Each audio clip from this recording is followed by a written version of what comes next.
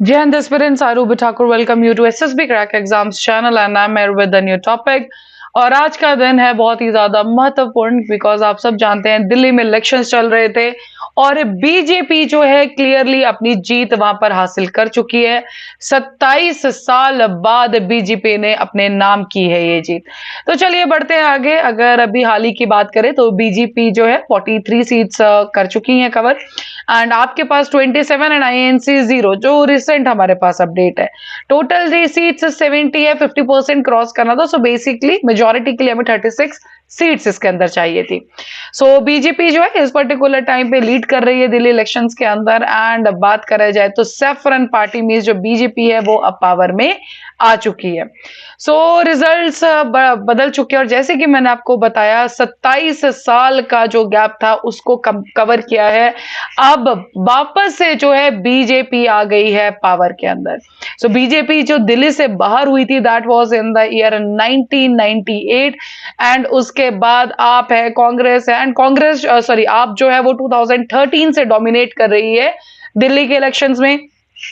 सो 2015-2020 आपने जो है दोनों मतलब आप ऑफ कोर्स बीजेपी को रिस्ट्रिक्ट ही करा हुआ है एंड आप was in majority chief minister वहां से थे। बट नाउ अब इस पर्टिकुलर टाइम पे बात करें सो यस बीजेपी अब वापस से आ गई है पावर के अंदर। अब कुछ तो ऐसे रीजन रहे होंगे जब इतना पुराना अगर आपका कार्यकाल है और उसके बाद भी अगर आप नहीं जीते हैं तो कुछ केसेस तो क्या कुछ वजह रही होंगी कि आप वहां पर जीते जो हार चुकी है। सो बात करेंगे सबसे पहले that is the corruption cases. तो वी ऑल नो आप नेशनल कन्वीनर अरविंद केजरीवाल और उसके बाद जो सेकंड नंबर पे जो वहां पे लीडर आते हैं मनीष सिसोदिया और पार्टी एमपी संजय सिंह, ये कुछ ऐसे नाम है जो जेल में भेजे गए थे for the liquor scam case.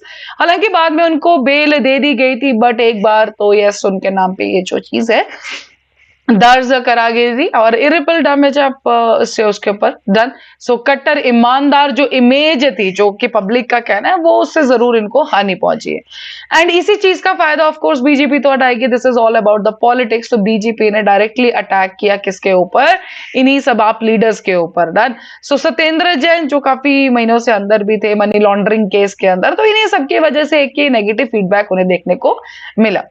आगे बढ़ते हैं, जो दूसरा कारण है उनकी हार का वो है अनफुलफिल्ड प्रोमिसेस।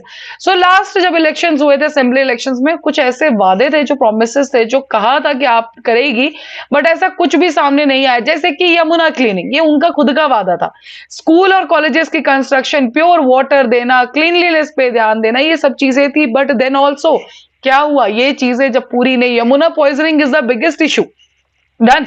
एंड साथ ही में आगे जब ये कैंपेनिंग चल रही थी बीजेपी में इसका एक चीज कहना है कि जो वेलफेयर स्कीम्स बेशक आपने अनाउंस किए लेकिन उनसे नहीं कुछ हो पाया, तो yes we will be continuing these particular schemes also. तो ये भी एक काफी ज्यादा उनके लिए फायदे में रहा। विमेन वोटर्स की बात करें तो महिला समृद्धि योजना डन जो बीजेपी की है जिसके अंदर 2500 per month as a financial support दिया जाता है महिलाओं को, ये भी सक्सेसफुल रहा महिला वोटर्स को कन्विंस करने के लिए। एंड ये काफी आप कह सकते हैं कि वुमेन वोटर्स के लिए ये बहुत ही बड़ा एक बाण था जो ये सही काम आया डन। और जो वुमेन का वोटर्स का जो सपोर्ट था वो पूरा का पूरा कहां चला गया, टुवर्ड्स द बीजेपी। अब आते हैं यमुना पॉइजनिंग के ऊपर। तो अगर आपको याद होगा तो एक बार केजरीवाल ने जो अरविंद केजरीवाल चीफ मिनिस्टर भी थे आपके, उन्होंने एक एलिगेशन लगाया था बीजेपी गवर्नमेंट के ऊपर हरियाणा के अंदर कि वो इंटेंशनली दिल्ली के लोगों को मारने के लिए क्या कर रहे हैं, यमुना को पॉइजन कर रहे हैं। और ये एक ऐसा इल्जाम था जो किसी के लिए भी पॉलिटिक्स के अंदर डाइजेस्ट करने के लिए काफी टफ था डन। और ये जो बेशक उन्होंने कुछ भी सोच के किया कि इससे पॉजिटिव हो, लेकिन ये काफी ज्यादा नेगेटिव उनके ऊपर गया है कि पॉलिटिक्स के लिए वो किस हद तक किसी पे इल्जाम लगा सकते हैं डन। देन आगे बढ़ेंगे तो former prime minister Narendra Modi तो हरियाणा चीफ मिनिस्टर नायब सिंह सैनी, सो इन्होंने फ्रंट खोला अगेंस्ट आप cheap and yes Delhi ruling party जीतो यमुना पॉइजनिंग के बाद ही ये काफी ज्यादा क्रिटिसाइज भी हुए इसके बाद। और एक बहुत ही बड़ा इंपॉर्टेंट पार्ट जो यहाँ पे उनकी हार के लिए माना जा रहा है, सो दिल्ली वो है दिल्ली का मिडिल क्लास। तो माना ये जाता है कि सबसे ज्यादा जो टफ उनको वोट अपनी तरफ करने के लिए मिला, that was the contest with the middle class of the Delhi. So BJP के प्रवेश वर्मा जो न्यू दिल्ली सीट से, एंड उन्होंने जरूर कहा कि जो मिडिल क्लास है दिल्ली के अंदर वो 40% वोटर्स हैं डन, और वो पूरे के पूरे खफा थे किसके साथ, आपके साथ।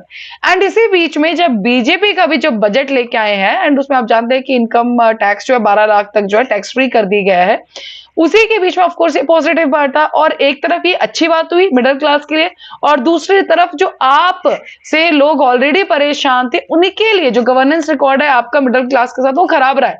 और उसके ऊपर से जब बीजेपी ये लेके आता है तो क्या होता है कि जो लोग हैं देन वो किसके हक में चले जाते हैं, बीजेपी के हक में। देन बिकॉज अगर आप एयर, वाटर पोल्यूशन, इंफ्रास्ट्रक्चर, इन सब में देखा जाए, डिविडेंड्स पे करने में देखा जाए, तो थोड़ा सा रिकॉर्ड हमेशा से खराब रहा है। साथ ही में इस बीच में आता है 8th pay commission, and we all know, ठीक है, जो आई थिंक काफी अच्छा टाइम रहा है दिल्ली इलेक्शंस, और ये एज अ बूस्ट या आप कह सकते हो कि एज अ वरदान साबित हुआ है फॉर द बीजेपी। और दिल्ली में ऑफ कोर्स जो गवर्नमेंट एम्प्लॉइज है वो काफी ज्यादा, तो वो भी इनके लिए फायदा रहा है।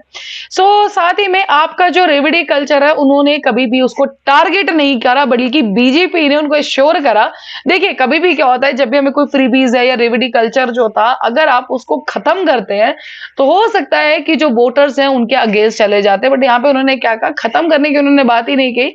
उन्होंने कहा कि जो यहाँ पे स्कीम्स ऑलरेडी चल रही हैं, चाहे फ्री इलेक्ट्रिसिटी है, फ्री बस राइड्स हैं, अगर वो जीतते हैं तो वो इनको कंटिन्यू रखेंगे, और ये भी उनके हक में एक फैसला चला गया।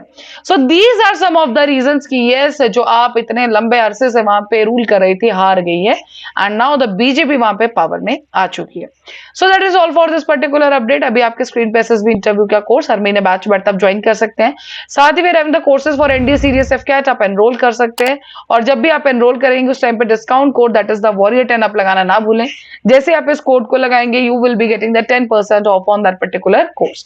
So that's all for the day. Thank you so much for watching this video lecture. जय हिंद, जय भारत। अगर आप एक डिफेंस एस्पिरेंट हैं और एसएसबी इंटरव्यू, एनडीए, सीडीएस, एफकेट जैसे एग्जाम्स के लिए प्रिपेयर कर रहे हैं तो आप एसएसबी क्रैक एग्जाम्स के कोर्स को चेक करना ना भूलें। आप हमारी लर्निंग एप्लीकेशन को गूगल प्ले स्टोर से भी डाउनलोड कर सकते हैं।